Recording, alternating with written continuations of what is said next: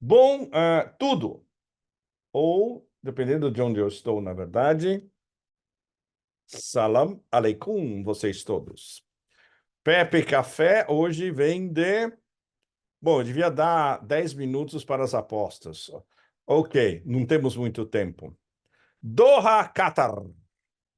Sim, eu estou aqui por várias razões.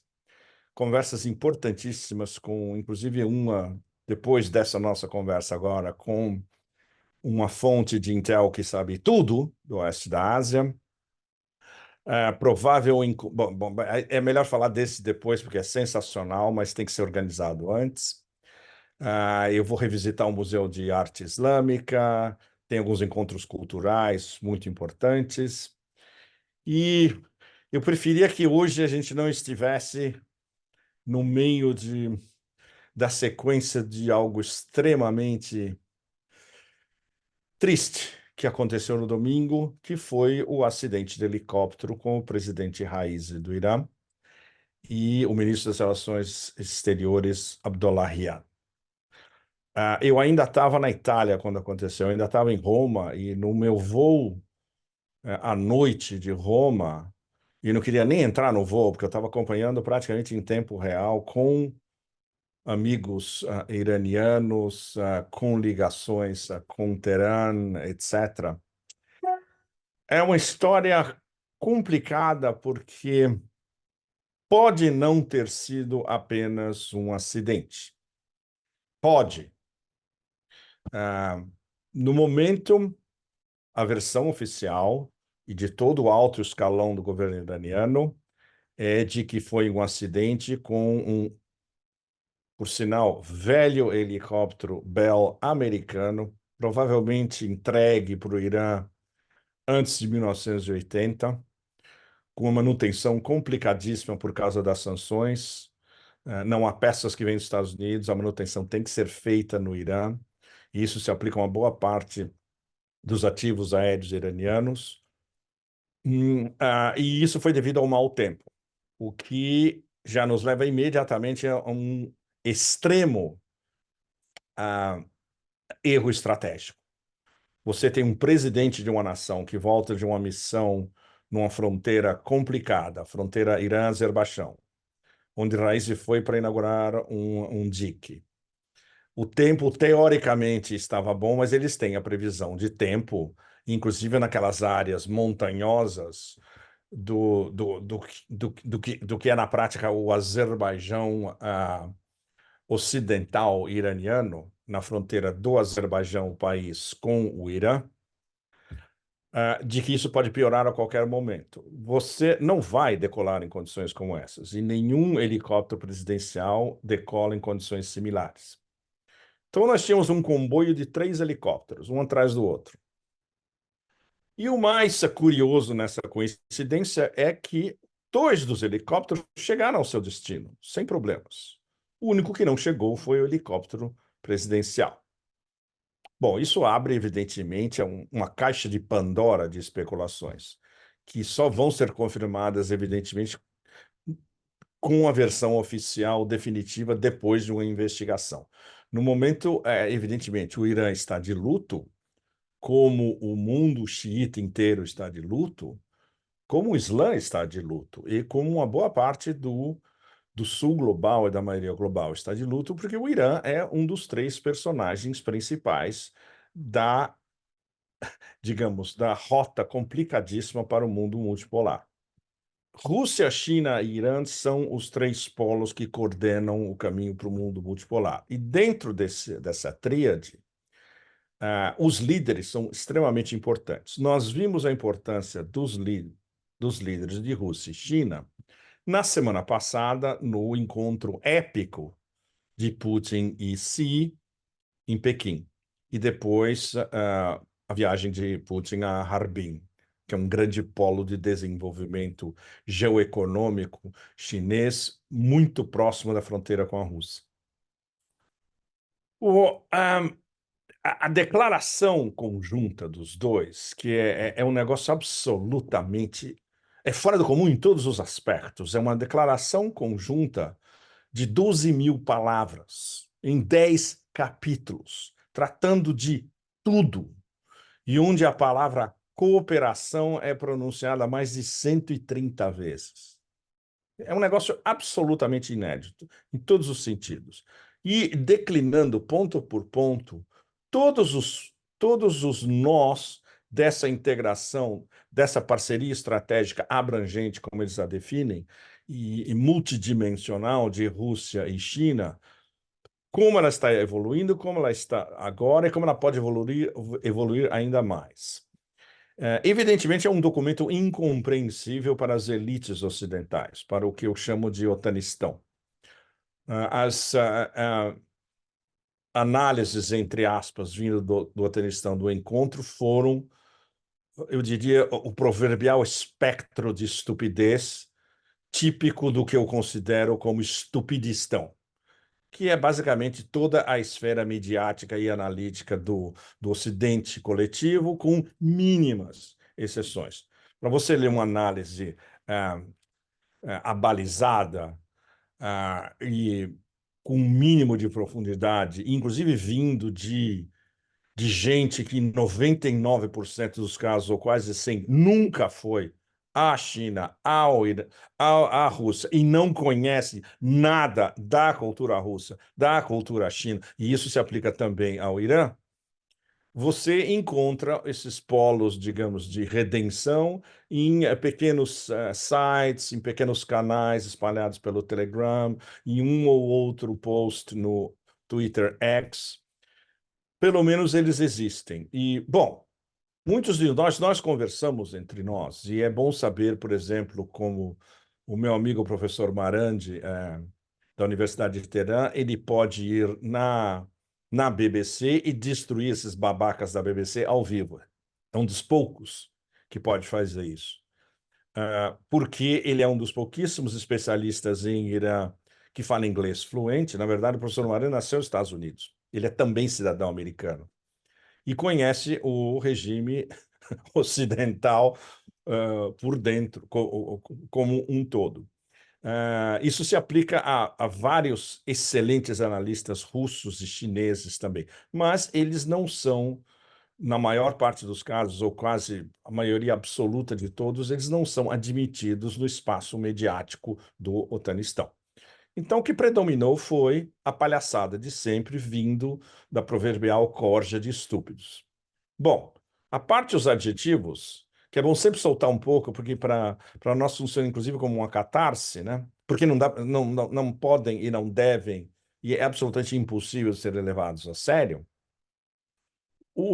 É como se Rússia e Irã, na pessoa de Xi e Putin, nessa cúpula e nessa declaração conjunta, estivessem expressando para as opiniões públicas e para o sul global, especialmente, para o planeta inteiro, como se constitui uma carta de intenções e uma carta regimentando o processo em direção a um sistema de relações internacionais completamente diverso do sistema onde nós vivemos hoje, que é um sistema baseado basicamente em medo e ameaças. E dor infligida a uma profusão de atores em toda a maioria global. A história que vocês todos conhecem muito bem. Guerras híbridas, golpes, câmbios de regime, sanções econômicas, pressões, expoliação, influência externa em governos, etc. Então, esse encontro em si e essa declaração em si de Putin e Xi, de China e Rússia, podem ser interpretados com... Eu usei uma pequena frase. Um míssil hipersônico narrativo destruindo de vez a ordem internacional baseada em regras. Então, se você está no Brasil, na Nigéria, na Indonésia, na Somália, no Laos, você pode olhar essa declaração de intenções de Rússia e China e ver, olha o que eles estão tentando fazer, não só entre eles, mas é um modelo de um sistema de relações em diversos níveis, de comércio, cultura, etc., que pode ser aplicado para o resto do planeta como um todo. E a gente pode usar algumas lições do que eles estão fazendo. Como, por exemplo, o Irã, já há anos, e sob a presidência de Raisi, que hoje a gente pode chamá-lo, como os iranianos estão chamando, de presidente mártir Raisi, ele já estava usando essas lições numa política externa que ele mesmo definiu como olhar para o leste. Esse olhar para o leste, basicamente, é o Irã dizendo: agora nós vamos olhar para a nossa região como um todo e vamos olhar para a Eurásia inteira. E quando a gente olha para o leste, os nossos principais é, é, parceiros, além, evidentemente, de Rússia e China, Índia também, porque a relação Índia-Irã comercial e cultural é muito, muito forte. Ah, o triste que eu mencionei no início da nossa conversa da, do que aconteceu com Raisi e Abdollahian é que eles estavam fazendo um trabalho conjunto excepcional, um trabalho geopolítico e diplomático excepcional. Abdollahian era um dos melhores ministros de relações exteriores do mundo, até a sua morte. Respeitadíssimo por Lavrov e por Wang Yi, entre outros. Respeitadíssimo pelos árabes como um todo. Esse olhar para o leste, junto, embutido, pressupunha e estava pressupondo e vai continuar a pressupor um olhar também para os vizinhos, inclusive a oeste do Irã, no mapa e na África. A ofensiva diplomática iraniana, ela teve resultados excelentes, por exemplo, com a Arábia Saudita e Egito, mas também com a Líbia, também com Djibouti, por exemplo.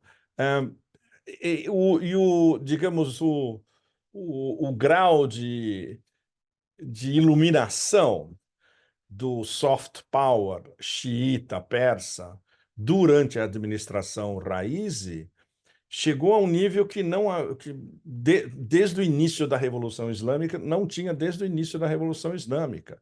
Teve em alguns momentos durante a administração do Khatami nos anos 90, mas não tanto.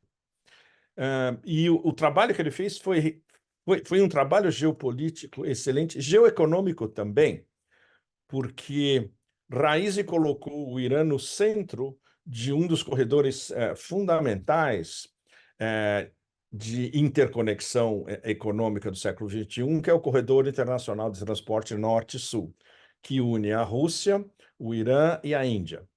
Ele desce de Moscou e São Petersburgo pela Rússia até Astrakhan, porto russo no Cáspio, atravessa o Cáspio, aí ele pega do norte do Irã, atravessando o Irã até o Golfo Pérsico, e daí por mar de novo, os portos do sul do Irã até Mumbai, na Índia. E a Rússia está investindo no INSTC para ajudar os iranianos na navegação no Cáspio, torná-la mais rápida, e ajudando a construir estradas no Irã, que são importantíssimas para quando esses comboios saem do Cáspio e passam para a terra. É o que a gente chama de corredor multimodal. É um corredor terra, trem e navio. E isso vai cortar substancialmente a viagem, especialmente para os três envolvidos, Rússia, Irã e Índia, e para vários outros que podem se acoplar ao corredor, eles vão escapar do Canal de Suez, que é basicamente controlado por vocês sabem quem, o Império e seus asseclas, vassalos. Esse é um dos grandes feitos geoeconômicos da administração Raisi, parte de uma parceria estratégica com a Rússia. Eles solidificaram uma parceria estratégica com a Rússia no encontro do Putin com o Raisi em 2022, 2 anos atrás apenas. Eles estabeleceram, nós vamos fazer agora uma parceria estratégica super desenvolvida. E isso demora muito tempo. O texto final dessa parceria estratégica expandida está para ser aprovado. Ele deve ser aprovado esse ano. Ou seja, essa parceria estratégica, que já é grande em diversas áreas e com muitos investimentos e com o comércio entre os dois subindo cada vez mais, Rússia e Irã, vai subir cada vez mais a partir desse ano. E isso independe de personagens, são processos. O que mais importa na configuração do mundo multipolar, e isso para outros processos políticos, são processos que são extremamente complexos e que estão lutando contra um muro de ferro do outro lado, que é o sistema que foi imposto unilateralmente ao planeta depois de 1945. Então, Raisi e Abdolian eram dois personagens importantíssimos dentro de um grande processo que é de reinserir o Irã dentro da Eurásia, como um dos grandes atores da Eurásia e um dos atores de ponta para a construção do mundo multipolar. Então, a continuidade do trabalho de Raisi e Abdolian continua. Nada disso vai mudar no Irã. Inclusive, algumas das conversas que eu tive desde domingo, já existe uma possibilidade que está sendo apontada como seria mais auspiciosa, digamos. Se o próximo presidente e o próximo ministro das Relações Exteriores fossem dois personagens também muito competentes, praticamente o mesmo nível do Raisi e do Abdullahian. O candidato ideal para a presidência seria Said Jalili, que é um ex-negociador nuclear, entre outros, competentíssimo. Eu sempre ouvi coisas excelentes sobre ele no Irã, nas minhas várias viagens ao Irã. Ele é uma espécie de ombudsman do governo no Irã. E o ministro das Relações Exteriores pode ser o atual interim ministro das Relações Exteriores, o Bagheri Kani, que ele foi apontado do domingo para a segunda. Na verdade, já na segunda, ele foi designado como ministro interim, enquanto não existem novas eleições e venha um novo governo. As eleições, inclusive, já foram marcadas em tempo recorde. A recomendação oficial deve ser seguida e nós teremos novas eleições presidenciais no Irã em 28 de junho. O que é importante porque vai ser alguns dias depois da cúpula ministerial dos BRICS, que vai estar organizando o mapa até a cúpula dos BRICS, dos chefes de Estado, em outubro, em Kazan, e o Irã vai estar representado nessa cúpula dos BRICS pelo seu governo, digamos, ínterim, mas todos extremamente competentes. Bagheri Kani, por exemplo, pode ser o representante iraniano nessa ministerial dos BRICS, com quase toda certeza. Olha, são todos de uma competência, eles são escolhidos por meritocracia. O Irã sabe que não. O Ayatollah Khamenei e quem está em torno dele como advisor sabem que uma competência como religioso xiita não faz um grande administrador de um país em plena expansão e que vai ser um dos grandes líderes do século XXI. É competência. O mesmo se aplica na China e o mesmo se aplica na Rússia. Todos esses são extremamente competentes. Zarif, o ministro das Relações Exteriores anterior, que eu tive o prazer de conhecer, era extremamente competente, embora, para muitos em Teherã, atlanticista demais. Ele estava tentando uma composição ainda com o Ocidente e todo mundo, no círculo de poder, via que era impossível. E o julgamento do Ayatollah Khamenei, no final, revelou-se sendo o julgamento certo. É impossível dialogar com esses. E aí entro eu, psicopatas, literalmente. E isso já sabia o Ayatollah Khamenei. O Zarif tentou até o último minuto uma composição e viu que era impossível. Então, são funcionários extremamente capazes, abalizados, conhecem os seus dossiês a fundo. E Raisi pode ter um substituto, sendo, por exemplo, alguém do calibre de Jalili, à sua altura. Bom, isso fecha mais ou menos por enquanto essa história. O que aconteceu com o helicóptero está em suspenso até a investigação. Alguns analistas militares desconfiam profundamente da história de 3 helicópteros similares voando um atrás do outro e acontece apenas um acidente com um deles, sem um mayday, sem um aviso, sem nada, de repente ele despenca. bate com a floresta, pega fogos e é incandescência absoluta.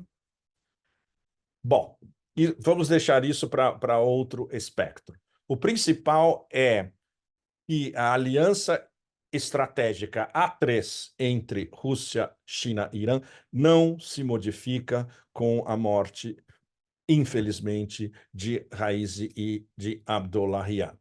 Bom, isso dá um painel para vocês, espero, um pouco mais colorido sobre um assunto extremamente complexo, como foi a morte do presidente Raisi e do ministro das Relações Exteriores Abdollahian, da organização interna dos grandes proponentes do mundo multipolar, China, Rússia e Irã. Bom, eu não falei nada de onde eu estou, mas isso talvez no próximo. Em Doha, Catar, encontros importantíssimos. Aqui se observa o Irã de dentro, são praticamente vizinhos. Aqui se sabe tudo o que acontece no oeste da Ásia. Aqui se sabe o que o Hamas está fazendo. Aqui se sabe o que os talibãs estão fazendo. Então, essa semana vão ter encontros absolutamente sensacionais. E depois dessa correria insana, é, é quase como se estivesse em férias no paradiso, com céu azul e temperatura ambiente de pelo menos 32, 33 graus. Então, obrigado a vocês. Salam aleikum para todos, vocês no mundo não islâmico e no mundo islâmico. Até o próximo Pepe Café, que ninguém sabe de onde vai ser. Tá? Tchau, tchau. Obrigado. Tchau, tchau.